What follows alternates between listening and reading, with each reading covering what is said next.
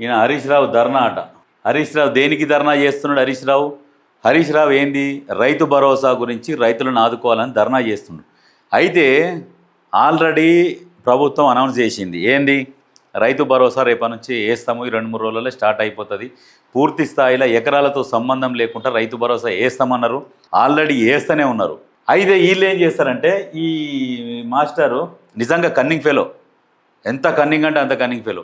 ఎంత ఎగిరినా కానీ ఇక కొంచెం ఏదో హరీష్ రావు అంటే కొంచెం అభిమానం ఉంటుండే, ఎందుకంటే ఒక కొంచెం మంచి నాయకుడు అన్నట్టుగా ఉంటుండే, కానీ అది కూడా కోల్పోయింది ఈ అబద్ధాలు ఆడుతుంటే. ఎట్లయినా ఇస్తారు, రైతు భరోసా వేస్తారు కదా. అదేదో మేమే రోడ్ల మీదకి వచ్చి కూర్చొని మేము ధర్నా చేసినందుకే రైతు భరోసా వేసారు అనే ఒక క్రెడిట్ కొట్టుకోవాలి. ప్రతిదీ రాజకీయమే. ఈ దొంగల ఈ క్యాన్సర్ పుండు పార్టీ ప్రతిదీ రాజకీయమే చేస్తుంది. వాళ్ళకు లేదా రైతులను ఆదుకోవాలని? మొదటి నుంచి రైతులను ఆదుకున్నది ఎవరు? కాంగ్రెస్ పార్టీ. కాకపోతే ఉచిత కరెంటు, రుణమాఫీ ఎవరు చేసిరు? ఏకకాలంలో రుణమాఫీ చేసింది వైఎస్ఆర్ ఉన్నప్పుడు చేసిండు. ఇవన్నీ రైతులకు తెలుసు. కాకపోతే ఏంటంటే, మేము వచ్చి రోడ్ల మీద కూర్చున్నందుకే మీకు రైతు భరోసా పడ్డది కదా అని చెప్పుకోనికి ఇదంతా.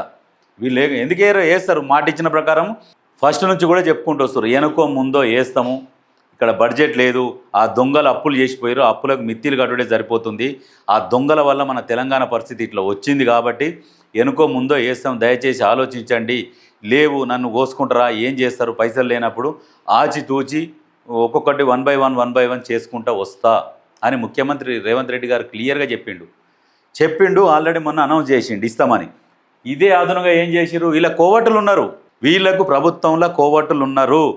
రైతు భరోసా వేస్తున్నారు, స్టార్ట్ అయింది అని తెలవంగానే పోయి రోడ్డు ఎక్కి కూర్చొని ఏం చేయాలి, ఇక మేము ధర్నాలు చేసినాం, మా వల్లనే రైతు భరోసా వేసారు, మేము కొట్లాడినందుకని చెప్పుకోవడానికి అంతే.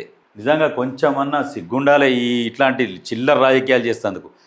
ఒకప్పుడు కొంతమంది చిల్లర రాజకీయాలు చేస్తుండే, చిన్న గ్రామాలలో కావచ్చు, మండలాలలో కావచ్చు, చిల్లర రాజకీయాలు చేస్తుండే. అట్లాంటి చిల్లర రాజకీయాలు ఇప్పుడు బీఆర్ఎస్ పార్టీ చేస్తున్నది. ఈ రకంగానా?